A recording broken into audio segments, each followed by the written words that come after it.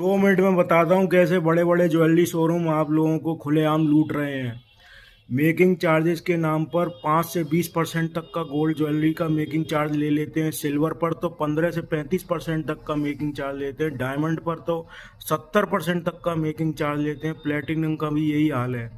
और जो ज्वेलर कहते हैं हमारा 0% मेकिंग चार्ज है, वो करीब 6% तक का मेकिंग चार्ज लेते हैं दूसरे खर्चे बता के, जैसे 3% वेस्टेज चार्ज और 3% जो इब्जा का प्राइस डिफरेंस है कॉमेक्स और एमसीएक्स का, उसको बढ़ा के बेचते हैं। और जब सोने चांदी के भाव घट जाते हैं तो वो नहीं घटाते हैं, वो बताते हैं, वो ग्राहक को बेवकूफ़ बना देते हैं। और आजकल पैसे हटने की नई स्कीम शुरू हो गई है, 10 किस्त भरो 11वीं फ्री तुम्हारी। गोल्ड और जो शोरूम है बड़े बड़े, तो उस चक्कर में नहीं फंसना है आप लोगों को। इतना रिटर्न तो एफडी में भी बन जाता है। और एक और नई स्कीम लेके आए हैं बड़े बड़े शोरूम वाले, वो है डिजिटल गोल्ड।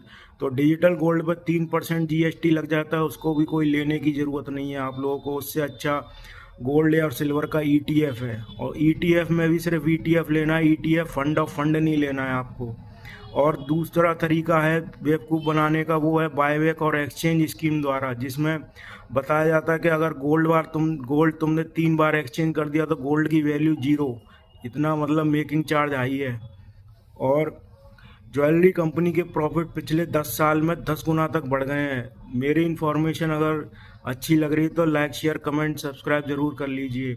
और अब मैं बताता हूँ आपको इन ठगी से बचने का एक सिंपल तरीका। अगर आपको सिर्फ इन्वेस्टमेंट करना है तो सिर्फ गोल्ड और सिल्वर के ईटीएफ खरीद के रख लो, ट्रेडिंग की भी ज़रूरत नहीं है। और अगर कोई शादी वगैरह में खर्चा करना है तो उसकी एक ही स्कीम है कि आपको उसके गिफ्ट कार्ड के थ्रू पेमेंट करनी है, और किसी सब्सक्रिप्शन की स्कीम में नहीं फंसना है। और ऐसा ज्वेलर देखना है जो सिर्फ 5 से 7% का मेकिंग चार्जेस लेता हो, और लेकिन रेपुटेड ज्वेलर होना चाहिए।